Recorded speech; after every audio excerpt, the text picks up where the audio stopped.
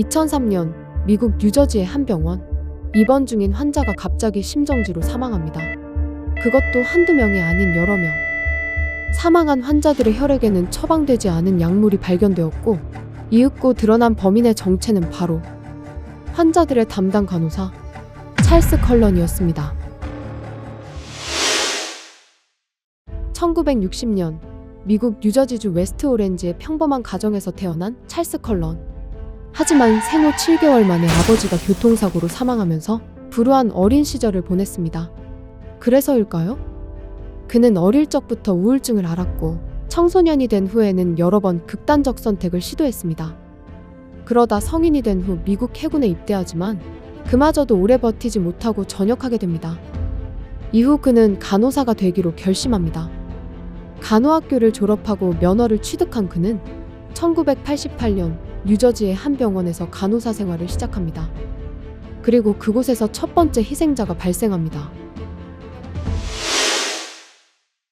그가 근무한 후 갑자기 환자가 사망하는 일이 많아졌습니다.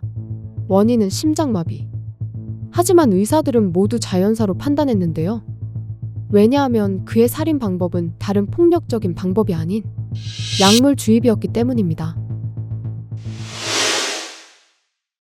찰스 컬런은 야간 근무 날이 되면 병실에 몰래 들어가 환자들의 정맥 주사 라인에 약물을 주입했습니다. 그가 주입한 약물은 3가지. 디곡신과 인슐린, 그리고 혈압약이었습니다. 하지만 심장질환약, 당뇨치료제, 혈압약 등 약물 자체에는 아무 이상이 없었습니다. 문제는 관련 질환이 없는 환자에게 과다 투여했다는 사실이었죠. 디곡신을 과다 투여하면 심장부정맥과 급격한 심정지가 발생합니다. 인슐린도 과다 투여 시 급격한 저혈당과 의식 상실, 뇌 손상을 일으켜 심각한 경우 사망에 이르게 되는데요. 의료 지식이 있던 컬런은 환자에게 처방되지 않은 약물을 과다 투여하거나 3가지 약을 혼합하여 투여하였고, 그 결과 환자는 갑작스러운 심정지 혹은 설명하기 어려운 쇼크를 일으켜 즉사하였습니다. 하지만 불법 약물이 아닌 일반적인 치료제였기에 사망한 환자들의 혈액에서 발견되어도 이상할 것이 없었습니다. 컬런은 바로 그 점을 노렸던 것이죠. 그의 범행은 16년간 9곳이 병원에서 이루어졌습니다. 이렇게 오랫동안 여러 병원에서 살인을 저질렀는데도 컬런의 범행은 어떻게 들키지 않았던 걸까요? 환자들의 연이은 의문사에 병원의 의심이 시작되며 컬런은 곧바로 다니던 병원을 떠나 새로운 병원에 취업했습니다. 당시 미국 병원은 간호사 면허와 경력만 살폈고 병원 간 정보를 공유하는 시스템은 없었기 때문에 가능한 일이었죠. 하지만 꼬리가 길면 잡히는 법. 그의 범행은 2003년에 꼬리를 잡히게 됩니다. 당시 그가 근무하던 곳은 뉴저지주의 서머셋 메디컬 센터. 의사들은 환자들의 죽음에서 이상한 패턴을 발견합니다. 환자들의 혈액 검사 결과 디곡신 수치가 비정상적으로 높았던 것입니다. 병원은 곧바로 조사를 시작했고 환자들의 기록에서 공통된 이름을 발견합니다. 찰스 컬런. 그의 범행이 세상에 드러난 순간이었습니다.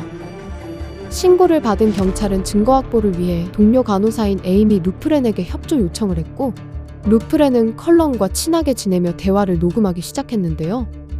얼마 지나지 않아 녹음기에 결정적 증거가 담기게 되었습니다. 나는 환자들을 고통에서 해방시켜주고 싶었어.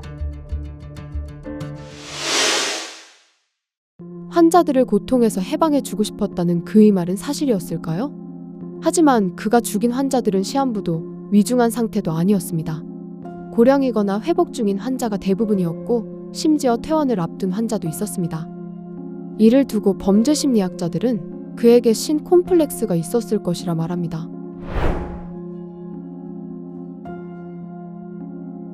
신콤플렉스에 빠진 사람은 절대적인 통제 욕구를 보이고 자신의 행동을 도덕적으로 정당화하며 공감 능력이 왜곡되어 있다고 알려져 있습니다.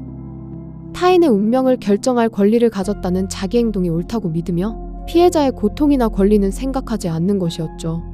또한 자신은 특별하다는 권력감이나 우월감을 가지고 있다고 합니다. 이런 신콤플렉스는 의료 종사자, 교도관, 종교 지도자, 군인이나 경찰과 같은 직업군에 속한 사람들에게 보이는 경우가 많다고 하는데요.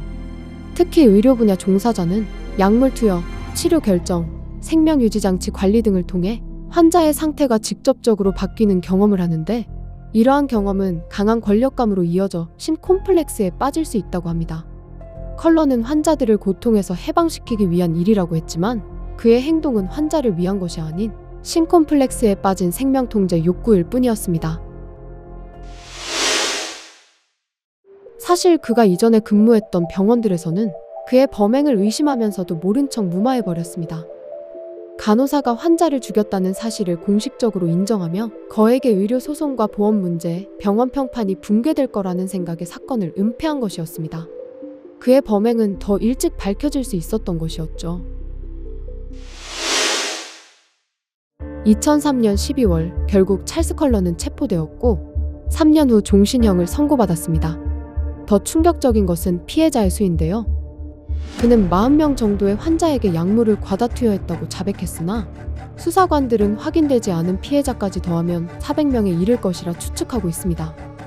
가장 안전해야 할 공간인 병원에서 살인을 저지른 찰스 컬러. 그에게 목숨을 잃은 피해자가 정확히 몇 명인지는 아무도 모릅니다. 다행인 점은 이 사건 이후 뉴저지주에서 의료기관이 문제 있는 의료인의 정보를 공유할 수 있게 법률을 제정했다는 사실입니다. 더 이상 병원에서 찰스 컬런과 같은 악마가 날뛰지 못하도록 법으로 막아둔 것이지요. 미국 최악의 병원 살인 사건으로 알려진 찰스 컬런 사건. 이 사건은 넷플릭스 영화로 만들어졌습니다. 제목은 그 남자, 좋은 간호사.